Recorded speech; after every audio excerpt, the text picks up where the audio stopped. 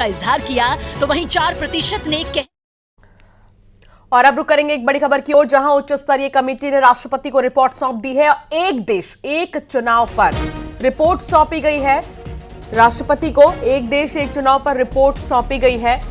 बड़ी खबर इस वक्त की आपको बता रही है, उच्च स्तरीय कमेटी ने राष्ट्रपति को रिपोर्ट सौंप दी है। एक देश एक चुनाव को लेकर यह रिपोर्ट सौंपी गई है।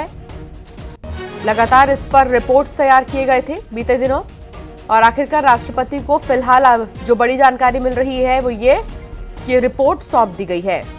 एक देश एक चुनाव पर यह रिपोर्ट सौंपी गई है।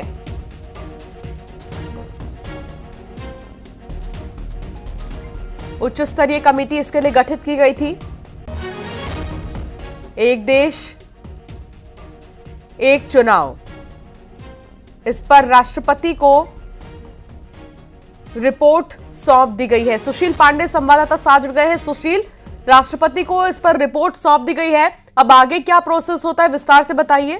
जी देखिए, साफ तौर से सौंपी गई है इस रिपोर्ट पर राष्ट्रपति जो महामहिम राष्ट्रपति है उन्हीं को आज आखिरी फैसला लेना है, क्योंकि जो रिकमेंडेशन होगा उस रिकमेंडेशन के आधार पर भविष्य में एक राष्ट्र एक चुनाव की को लेकर जो रिपोर्ट साझा की गई है, उस रिपोर्ट में जो जानकारी दी गई है कि देश में किन कौन से साल में संभव है, क्या क्या परिवर्तन किए जा सकते हैं, उन तमाम चीजों पर अब काम किया जाएगा। क्योंकि हाई लेवल कमेटी ने कई पहलुओं पर काम किया है।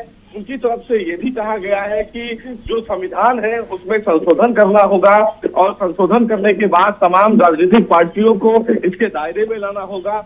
अगर किसी भी राज्य में अगर वहां पर सरकार है, उसका कार्यकाल कम समय में खत्म हो रहा है, तो उसको कैसे मैनेज किया जाए, तो इन तमाम पहलुओं पर एक विस्तृत चर्चा की गई है। तो अब राष्ट्रपति जब इस पूरे मामले रिपोर्ट को कंसीडर करेंगी तो कहीं ना कहीं चुनाव आयोग इस दिशा में बढ़ेगा, लॉ कमीशन इस दिशा में बढ़ेगा और तमाम जो फिलहाल कानूनी पहलू हैं जिसमें संविधान संशोधन की बात कही गई है, उन पर एक विस्तार से चर्चा की जाएगी। तो निश्चित रूप से कहीं ना कहीं एक बड़ी कवायद है।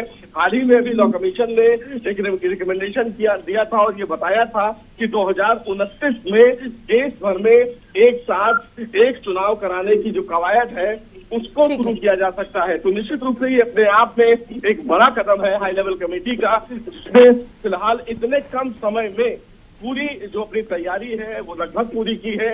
अपनी जो संभावनाएं हैं वो राष्ट्रपति के समक्ष रखी गई है। अब आखिरी फैसला फिलहाल राष्ट्रपति। बहुत शुक्रिया सुशील जानकारी साझा करने के लिए। बुलेटिन में फिलहाल इतना ही।